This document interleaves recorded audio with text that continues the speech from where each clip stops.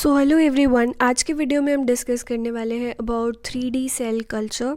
सो 3D cell culture में हम क्या करेंगे, यहाँ पर हम आर्टिफिशियली एक ऐसा इन्वायरमेंट क्रिएट करेंगे जहाँ पे जो हमारे बायोलॉजिकल सेल्स हैं वो ग्रो कर सके, जो एनिमल सेल्स हैं वो ग्रो कर सके in all the direction, all 3 direction. 3D मतलब 3 डायमेंशंस में वो ग्रो कर सके। एक होता है हमारे पास 2D कल्चर, एक होता है 3D कल्चर। 2D कल्चर का मतलब है जहाँ पर जो सेल्स होते हैं वो एक मोनोलेयर में ग्रो करते हैं, सो दे ग्रो इन मोनोलेयर। लेकिन 3D कल्चर में क्या करते हैं, जो सेल्स होते हैं वो अग्रीगेट हो जाते हैं, स्फेरॉइड बना लेते हैं, एक स्फेरॉइड स्ट्रक्चर बन जाता है।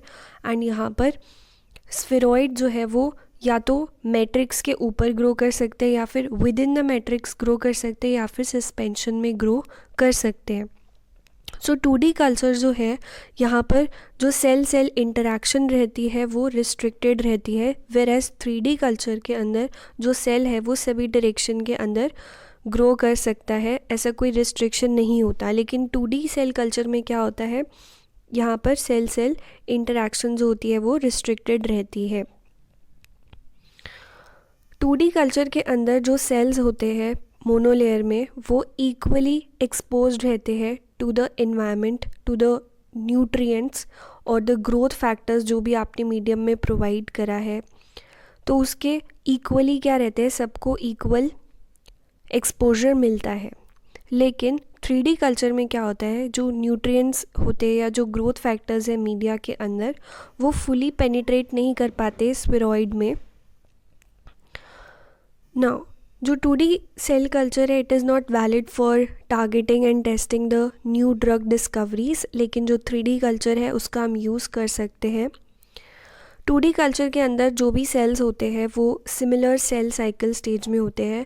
मान लीजिए कि जो जीवन फेज़ में है, अगर सेल तो वो जीवन में, सारे सेल्स जीवन में, अगर एस फेज़ में है तो सारे एस फेज़ के अंदर है, तो सभी जो सेल्स होते हैं वो सेम स्टेज पे होते हैं सेल साइकिल की, क्योंकि उनको इक्वल एक्सपोजर मिल रहा है टू द मीडियम। लेकिन जो स्फेरॉइड्स होते हैं वहाँ पर आपके पास जोन्स आती हैं, proliferating zone, quiescent zone, hypoxic zone, necrotic sell zone. यहाँ पे अब देखिए ये हमारे पास में 3D स्फेरॉइड का स्ट्रक्चर है। अब 3D स्फेरॉइड के स्ट्रक्चर में देखिए हमारे पास 3 जोन्स हैं। पहली जो जोन है वो है प्रोलिफरेटिंग जोन। प्रोलिफरेटिंग जोन्स में क्या होंगे, जो सेल्स प्रेजेंट होंगे वो प्रोलिफरेट कर सकते हैं, वो मल्टीप्लाई कर सकते हैं। फिर नेक्स्ट जोन आती है हमारी क्वेसेंट वाइबल सेल जोन। जो हमारे पास आता है वो है quiescent viable cell zone. G naught phase जिसको बोला जाता है, क्वेसेंट फेज़ हमने सेल साइकिल में पढ़ा था जिसको हम जी नॉट फेज़ बोलते हैं। तो ये वो फेज़ होता है जहाँ पे कि रेस्टिंग फेज़ हम इसको बोलते हैं। मतलब सेल जो है वो जब क्वेसेंट फेज़ में एंटर कर चुका है तो ना तो वो डिवाइड कर रहा है, ना ही वो परमानेंट हुआ है। तो एक तरीके से ये एक रिजर्वॉयर की तरह काम करता है ये वाला फेज़, कि जब भी ज़रूरत होगी, when ever requirement will come, तो ये जो जी नॉट फेज़ से वो अगेन कहाँ पे चला जाएगा, अपनी सेल साइकिल कंटिन्यू हो जाएगी, वो अगेन जी1 फेज़ में चला जाएगा जी नॉट से जब भी रिक्वायरमेंट होगी। उसके बाद में हमारे पास यहाँ पे आती है necrotic core, necrotic zone. Necrotic zone क्या होती है, यहाँ पे क्या होता है, सेल डेथ हो जाती है। इस जोन में क्या होती है, सेल डेथ हो जाती है due to the accumulation of toxic waste products and lack of oxygen, lack of nutrient supply की वजह से। तो यहाँ पे क्या होती है, सेल डेथ होती है, तो इसलिए इसको हम नेक्रोटिक कोर बोलते हैं। जब हमारे पास 2D कल्चर पहले से मौजूद था, फिर भी हमने 3D कल्चर की तरफ हम क्यों आए, मतलब why there was a need for the 3D culture. In simple words, जो भी लाइक ह्यूमन सेल्स हैं या एनिमल सेल्स हैं, they are in 3D environment. Culturing these cells in 2D monolayer manner में अगर आप उनको कल्चर करोगे, that will be a very poor model for in vivo conditions, and therefore जो हमारा 3D कल्चर होता है वहाँ पे हम इसको यूज़ कर रहे हैं। वाई हम 2D कल्चर से 3D कल्चर में क्यों शिफ्ट हुए? क्योंकि जो 2D कल्चर था ना, वहाँ पे ECM एक्स्ट्रा सेलुलर मैट्रिक्स, जो सेल सेल इंटरेक्शन है, सेल और हमारे मैट्रिक्स की इंटरेक्शन है, वो सारी ये जो चीज़ें थी, ये फीचर्स क्या थे? एब्सेंट थे। तो जो ह्यूमन सेल्स हैं, जो एनिमल सेल्स हैं, वो एक 3D इन्वायरमेंट के अंदर मौजूद है। तो उस तरीके का इन्वायरमेंट हमें उन्हें प्रोवाइड करना पड़ेगा for the growth. So therefore we have shifted to the 3D culture, क्योंकि 3D कल्चर में आपको एक्स्ट्रा सेलुलर मैट्रिक्स के कंपोनेंट्स मिलेंगे, सेल टू सेल इंटरेक्शन भी हो रही है, जो कि 2D में क्या थी? नहीं थी। नाउ 3D सेल कल्चर के मेथड्स क्या क्या हैं, आप किस तरीके से 3D सेल कल्चर को कर सकते हैं? सो हम इसको बेसिकली 2 तरीके से डिवाइड कर सकते हैं, एनकोरेज इंडिपेंडेंट और एनकोरेज डिपेंडेंट। एनकोरेज इंडिपेंडेंट मतलब नॉन स्कैफोल्ड बेस्ड और एनकोरेज डिपेंडेंट मतलब स्कैफोल्ड बेस्ड। ठीक है, तो स्कैफोल्ड क्या होता है? स्कैफोल्ड एक तरीके से एक सपोर्ट प्रोवाइड करता है सेल्स को अडहियर करने में, उनको प्रोलिफरेट करने में, उनकी ग्रोथ कराने में। तो स्कैफोल्ड क्या है? एक तरीके का टेम्पलेट है जहाँ पे कि सेल्स की ग्रोथ होएगी। तो हमारे पास जो नॉन स्कैफोल्ड बेस्ड है उसमें आते हैं hanging drop, low attachment plates, microfluidic 3D cell culture. तो सबसे पहले देखते हैं हैंगिंग ड्रॉप मेथड। तो हैंगिंग ड्रॉप मेथड में क्या होता है? यहाँ पर जो सेल्स होते हैं, आप देख रहे हैं cells were in suspension and वो फिर क्या हो जाते हैं? एक स्फेरॉइड की फॉर्म में, मतलब वो अग्रीगेट हो जाएंगे एंड क्या बन जाएगा? स्फेरॉइड बन जाएगा। जो अग्रीगेटेड सेल्स आपको दिख रहे हैं, ये जो अग्रीगेटेड सेल्स हैं, इनको हम क्या बोल रहे हैं? स्फेरॉइड। सो यहाँ पे वो क्या कर रहे हैं? विदाउट एनी स्कैफोल्ड, कोई उनको स्कैफोल्ड सपोर्ट नहीं मिल रहा है, बिना उसके वो ग्रो कर रहे हैं। वो सेल्फ एग्रीगेशन हो रही है यहाँ पे सेल्स की।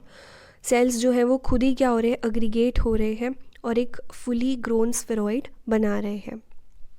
उनके वो खुद का ही जो है एक्स्ट्रा सेलुलर मैट्रिक्स को सिंथेसाइज करते हैं। They don't need any kind of scaffold here for any support.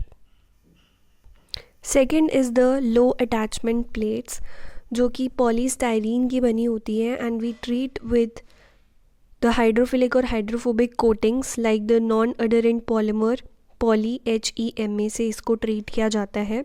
इनका जो बॉटम होता है वो राउंड बॉटम होता है या V शेप का बॉटम होता है। And in contrast to the hanging drop method जो अभी हमने देखा था, यहाँ पर क्या होता है? Transfer of spheroid to a different plate for a prolong culture is not necessary. Third आ जाता है आपका माइक्रोफ्लूइडिक 3D सेल कल्चर। सो यहाँ पे ये किसकी बनी होती है? पॉलीस्टाइरीन की बनी होती है।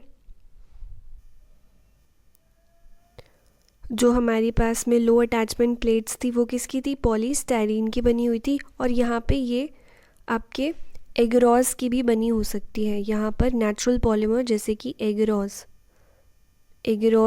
भी यहाँ पर हो सकता है। माइक्रोफ्लूइडिक 3D कल्चर में स्टेडी सप्लाई रहती है ऑक्सीजन, न्यूट्रिएंट की, और सेम टाइम पे आप जो वेस्ट है वो भी हम रिमूव हो जाता है यहाँ पे, जो टॉक्सिक वेस्ट है, बट ये एक्सपेंसिव है।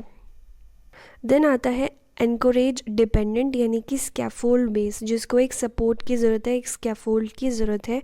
यहाँ पे सेल्फ एग्रीगेशन नहीं होगा सेल्स का, उनको एक सपोर्ट की ज़रूरत है जिसके ऊपर कि वो ग्रो कर पाए। तो एग्जाम्पल में हम लिख सकते हैं biological hydrogels, synthetic hydrogels and polymeric hard scaffolds का हम यूज़ कर सकते हैं। सो यहाँ पर जैसे पॉलीस्टाइरीन, पॉलीकैप्रोलेक्टोन, ये जो हमारे पास पॉलीमेरिक हार्ड स्कैफोल्ड्स हैं, इनका यूज़ करा जा सकता है। बायोलॉजिकल हाइड्रोजेल्स में scaffold created of the components of the biological origin, जैसे कि फाइब्रोनेक्टिन, कोलेजन, लेमिनिन, जेलेटिन, आपका जो कि एनिमल डेराइव्ड है, और एल्जिनेट जो है वो प्लांट डेराइव्ड है। Then we have the synthetic hydrogels, जो कि ये क्या है हमारे पास, यहाँ पे आप देख रहे हैं कि ये एक स्कैफोल्ड है, ये एक स्कैफोल्ड है जिसके ऊपर ये रेड वाले जो सेल्स हैं वो ग्रो करेंगे। सो स्कैफोल्ड क्या है, एक टेम्पलेट है, एक सरफेस है जो जहाँ पर सेल्स जो है वो ग्रो करेंगे। सो सिंथेटिक हाइड्रोजेल्स बनाने के लिए नॉन नेचुरल कंपाउंड्स जो आप यूज़ कर सकते हो वो है polyethylene glycol, polylactic acid, polyglycolic acid, और नेचुरल जो हम यूज़ कर सकते हैं दैट इज़ हाइलुरोनिक एसिड या फिर peptides. So what is the advantage of 3D cell culture over the 2D cell culture? 3D cell culture ज़्यादा accurate representation है and increased cell to cell and cell to extracellular matrix signaling, जो मैंने आपको video के बिल्कुल starting में भी बताया था कि why we are using 3D culture instead of 2D culture. It is more applicable drug resistance model. लेकिन डिसएडवांटेजेस क्या है 3D कल्चर की, कि वो एक्सपेंसिव है as compared to the 2D culture and it is more complex and further downstream processing भी इसकी complex होती है। So that's all for today. Notes का लिंक आपको डिस्क्रिप्शन में मिल जाएगा, आप वहाँ से डाउनलोड कर सकते हैं। And if this video was helpful please share it with your friends. And if you are new to the channel, please subscribe for more updates. Thank you and have a great day.